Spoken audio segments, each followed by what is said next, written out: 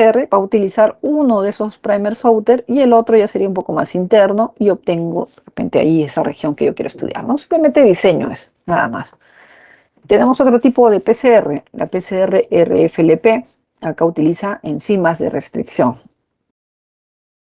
Se utilizan enzimas de restricción que ya ustedes han estado tocando en las exposiciones, ¿no? Van a tener que tener ciertas secuencias para que puedan detectar, ¿no? Para que puedan detectar una zona específica del genoma, del ADN, y entonces, ¿qué es lo que hacen? ¿Qué es lo que hacían las enzimas de restricción? Detectaban las zonas de restricción para cortar en el lado Cortar, ¿no? polimórfico. Exacto, cortan. Entonces, eso es lo que hacen estas enzimas de restricción, ¿no? Son como unas tijeritas. ¿Qué es lo que van a hacer? Cortar. Entonces, yo, por ejemplo, tengo acá un gen, ¿no? Quiero estudiar un gen, ¿no? Esto de acá es. Y puedo determinar ciertas zonas, ¿no? Por ejemplo, en esta zona donde yo pueda utilizar mis enzimas de restricción. Unas zonas donde lo puedan cortar, ¿no? Reconocen estas zonas, reconocen las enzimas de restricción y simplemente los cortan, ¿no? Entonces, si es tal cual como la zona de reconocimiento de las enzimas de restricción, lo va a cortar y por lo tanto mi gen normal va a tener tres bandas o tres partes, A, B y C. ¿Ok? Pero ¿qué tal si hay una mutación, un cambio? Ahora, el diseño tiene que estar justo donde la enfermedad se da la mutación, ¿no? Entonces, en esa zona de reconocimiento de la enzima de restricción, en esta primera zona sí lo encontró y lo cortó. Pero acá como ha habido una mutación, ya no lo reconoce. Si no lo reconoce, no lo va a cortar, ¿no es cierto? No lo va a cortar. Entonces ya no vamos a ver tres segmentos, sino dos, ¿no es cierto? Estaríamos viendo dos segmentos, porque acá hay una mutación. Entonces, primero nosotros amplificamos todo, luego añadimos la enzima de restricción, le damos un tiempo, media hora, una hora después de la PCR, de acción con las enzimas de restricción, para que haya el corte, o si es que hay mutación, no habrá el corte, y luego hacemos una electroforesis. Entonces, en la electroforesis, si está todo normal, tendrían que aparecer tres bandas, ¿no? De diferentes tamaños, como ven aquí también. Entonces, pues ahí vemos los tres diferentes bandas, ¿no es cierto? Acá colocamos nuestra muestra, el ADN. Va a correr de negativo a positivo, ¿no? El C, que era el segmento más grande, como es más grande, más pesado, no va a correr tanto y por lo tanto solo llega hasta acá, ¿no? El B y el A que es más cortito, pues llega hasta acá. Eso es todo ok cuando el gen está normal. Pero si hay la mutación, ya no van a ver estos tres segmentos, sino van a ver dos. Y vemos que el A estaba bien, ¿no es cierto? Este primer segmento, pero ya no van a ver estos dos de acá, sino es la suma, ¿no? P más C, que ya es un segmento mucho más grande, por lo tanto va a ser más pesado y esa banda se queda ahí. Entonces esto quiere decir que en este paciente, ¿no? En este paciente presenta la mutación, ¿no? Presenta la mutación en esa región. Que de repente, pues, es para un gen X, ¿no? Asociado a una determinada, pues, enfermedad, ¿no? Entonces, así que como funciona la PCR RFLP, ¿no? Que utiliza enzima de restricción, ¿no? PCR con reversa transcripción, lo que les había mencionado, ¿no? Para el HIV, ¿no? O quiero buscar genes de fusión que son ARN. Entonces, para eso, primero tengo que hacer una retrotranscripción, ¿no? Tengo el ARN mensajero y entonces tengo que convertirlo, ¿no? Hacer una retrotranscripción, ¿no? Para eso puedo utilizar esta enzima que es la RNasa, ¿no? Y entonces yo al último voy a obtener mi DNA complementario. Y ahí recién esto lo utilizo como muestra y ya hago lo que siempre, ¿no? Lo normal, la PCR. A eso se llama una RT-PCR o PCR con reversa transcripción, ¿no? Tenemos acá esta que es una de las más utilizadas, ¿no? Esto, más famosas, la PCR en tiempo real, ¿no? En tiempo real va a ir detectando la amplificación del producto, ¿no? Va a detectar el producto de la fase temprana de reacción y se van a ver las formaciones de las famosas curvas de amplificación, ¿no? En la parte baja siempre va a ir el número de ciclos. En este caso, por ejemplo, 45 ciclos debe ser aquí, ¿no? Este es el ciclo 44 y este seguro es el ciclo 45. Y en el eje de las ordenadas, esto por lo general son los niveles de fluorescencia.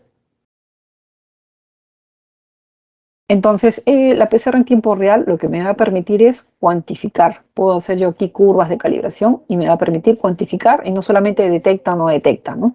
Sino, a diferencia del otro de la PCR en convencional, yo puedo cuantificar. Entonces, detecta la fluorescencia, ¿no? Refleja la cantidad del producto de amplificación, puede haber un monitoreo continuo de la acumulación. Se basa en la detección y cuantificación de una molécula fluorescente reportera, ¿no? Tenemos aquí las diferencias entre PCR convencional y PCR en tiempo real. La convencional extrae siempre, como siempre, toda prueba molecular, extraigo el ADN. Preparo mi master mix, añado la cantidad de ADN que yo he extraído, lo coloco en el termociclador, retiro del termociclador, no sé si ha habido o no amplificación, entonces yo tengo que hacer otro paso, que por lo general pues es una electroforesis, ¿no? Y veo presencia de bandas. En cambio, la PCR en tiempo real, yo extraigo el ADN, sí, ya está extraído el ADN, preparo mi master mix, ¿no? Y coloco en el termociclador, pero este termociclador es un termociclador especial, es un termociclador para PCR en tiempo real que van a tener unos láser para que detecten fluorescencia. ¿Para qué? Para que yo en tiempo real, ¿no? En vivo, digamos, comience a ver la presencia de las curvas de amplificación, donde pueda ir viendo cómo se da la cinética de la PCR, ¿no? Algunas diferencias las vamos a tener aquí. Esto les dejo ya para que ustedes puedan leer después este cuadro. Acá esta parte, ¿no? Esta parte sí hay que entenderla para ver más o menos cómo se da la cuantificación, ¿no? Hay que entender algunos términos cuando se habla de la PCR en tiempo real. Volvemos. En el eje de las abscisas va a estar el número de ciclo. En este protocolo, por ejemplo, ciclo 45. Ciclo 45. Y en el eje de las ordenadas, fluorescencia, ¿no? ¿Qué tanta fluorescencia están detectando esos láser? ¿Ok?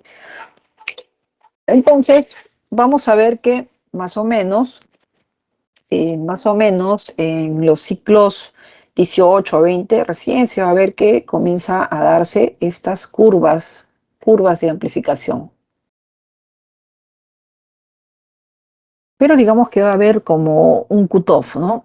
Una rayita, esta de acá. Pero en realidad no es un cutoff, sino que se llama umbral. Se llama umbral o también el inglés threshold. ¿Qué quiere decir? No, acá está esta línea. Todo lo que pase, cualquier curva que pase esta línea, este umbral o threshold, se considera una verdadera curva de amplificación. Pero si por acá de repente había ahí una curvita, ¿no? Algo así, eso ya no es curva de amplificación, sino puede ser ruido, ¿no? Dímeros de primer, por ejemplo, que les dije que no debería pasar, ¿no? O este producto de ADN degradado también pueden dar algo de fluorescencia. Entonces, para eso me sirve este umbral o threshold, ¿ok? Entonces, lo que pase de ese umbral es una verdadera curva de amplificación. Ahora, eso ya es el umbral. Ahora, ¿qué es el CT o threshold cycle, ¿no? Viene de ahí.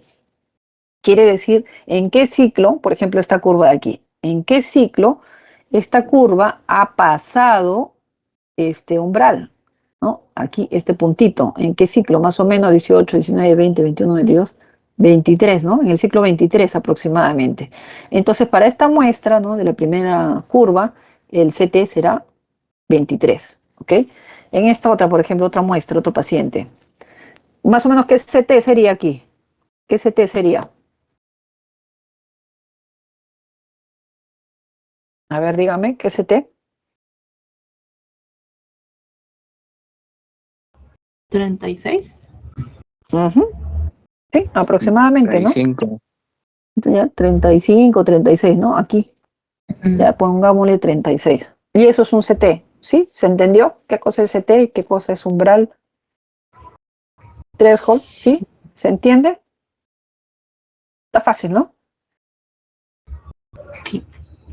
Ya, chévere. Entonces, acá están las curvas de amplificación. Si recordamos la cinética, en esta parte es la fase logarítmica. Acá ya se acabaron todos los componentes, por eso ya las curvas caen, ¿no? Están volviéndose más lineales. Y ya es el plató, ¿sí? Ya es el plató. Más o menos por acá sería la fase lineal, ¿no?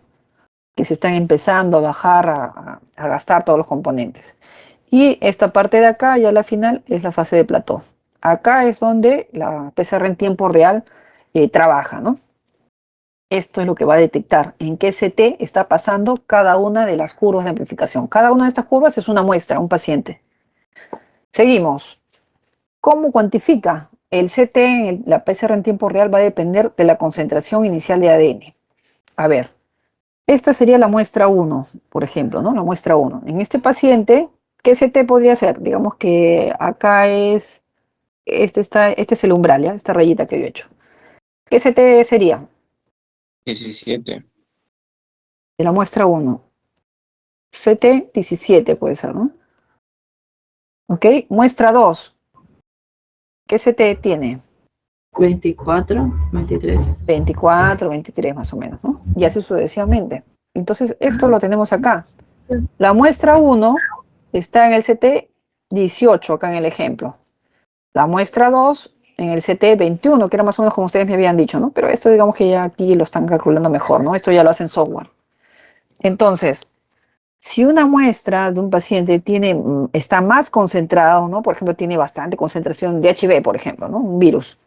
Entonces, la curva lo vamos a ver que aparece mucho más antes que si fuese de un paciente, en este paciente 4 que tiene poquito HIV, ¿no? ¿Sí? ¿Se entiende?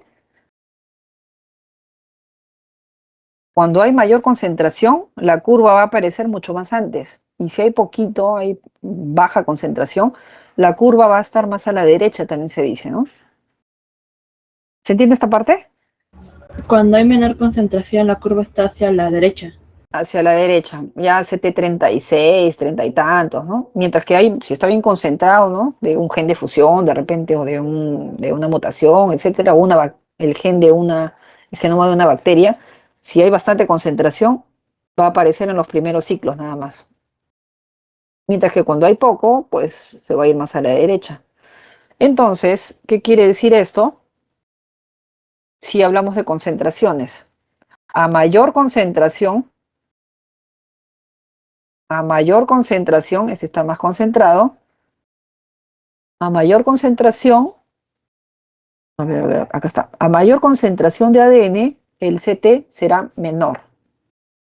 Si lo decimos al revés, a menor CT, acá está el menor CT, este es el menor CT, ¿no es cierto? A menor CT, mayor concentración de ADN inicial.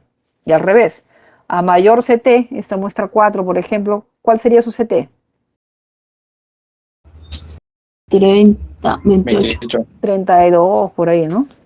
Mm, Entonces, a menor mayor esa CT, concentración. acá está, menor concentración de ADN inicial. ¿Cómo es la relación de CT con la concentración? ¿Cómo es la concentración? ¿Directamente proporcional Directamente o proporcional. indirectamente proporcional? ¿Mm? Directo. Indirectamente proporcional. Indirecta, ¿no es cierto? Ahí está, Sí. indirecta. Entonces, ya eso si fueran muestras, pero para yo determinar la concentración se hace una cuantificación absoluta o puede ser una cuantificación relativa. ¿Ya han llevado bioquímica? Sí. Ya han hecho cuantificaciones entonces. ¿Han visto cómo se hace con los calibradores? No, no hemos tocado Curvas eso. de calibración. ¿No han visto? De repente Mm, ya van a ver entonces. Pero bueno, se utilizan calibradores y estos podrían ser calibrador 1, calibrador 2, calibrador 3, calibrador 4, calibrador 5. Ya con sus calibradores son concentraciones ya conocidas. Entonces estos calibradores se les corre la PCR y se determina cuál es su CT, ¿no? Entonces este calibrador número 1, que está muy concentrado, 10 nanogramos, está en el CT 18, ¿no? El otro está en el CT 21, ¿no? Este tiene 1 nanogramo y esto ya va bajando, ¿no? Va bajando la concentración. Hasta que en la muestra 5, pues es un blanco, no hay nada, por lo tanto no va a haber aquí curva de calibración, curva de amplificación, ¿no? Entonces esto, ¿no? Según los CT se puede hacer en una hoja logarítmica